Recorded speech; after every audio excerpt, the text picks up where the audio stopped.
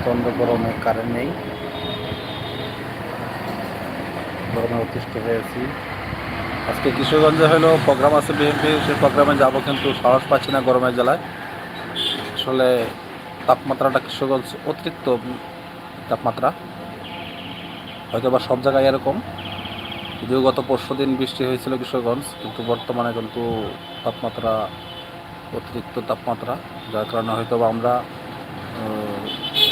আমি ওই বিএনপির সমাবেশে যাবো চিন্তা ভাবনা করছিলাম, কিন্তু এই তাপমাত্রার কারণে অতিরিক্ত ভয় লাগতেছে। আমি আসলে যেতে পারবো কিনা বা যাবো কিনা। যদি যাইতে পারি তাহলে হয়তো বা লাইভ দেখাবো আপনাদেরকে।